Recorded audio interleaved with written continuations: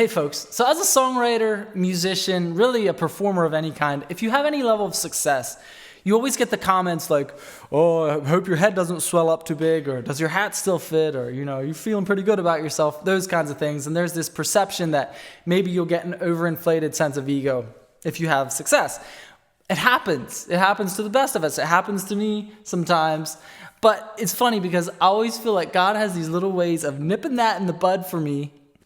And I'm going to tell you a story about how that happened. So several years ago, I was, I guess what you would call a struggling songwriter. I didn't have any outside cuts. No major artist had recorded one of my songs.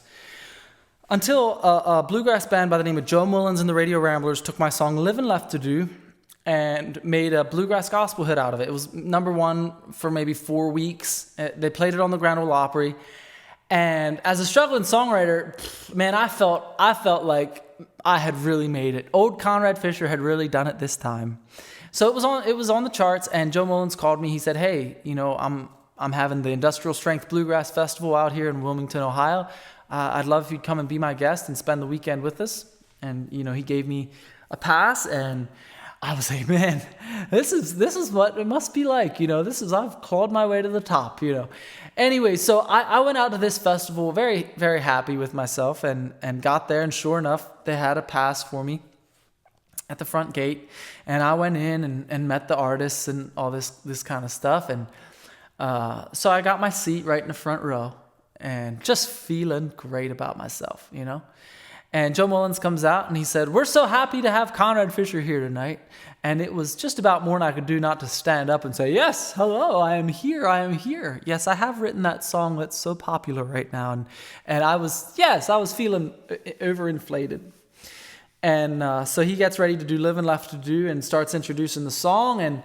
And from behind me, there's this little girl. She's maybe 6 or 8, sitting there with what I assume was her grandma. She was maybe 80. And this little girl says to her grandma, she says, "Grandma, is this song any good?"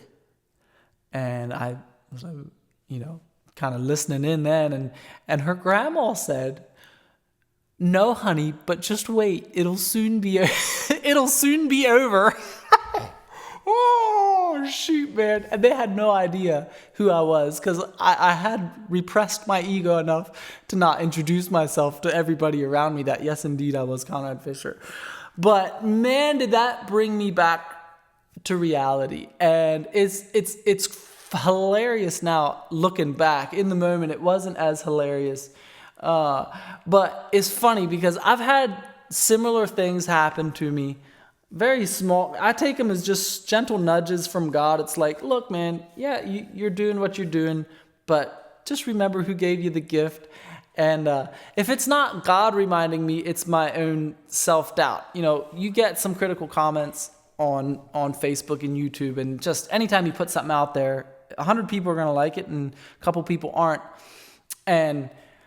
But usually my strongest critic is myself. Like anybody something says, I've already thought it 3 times worse.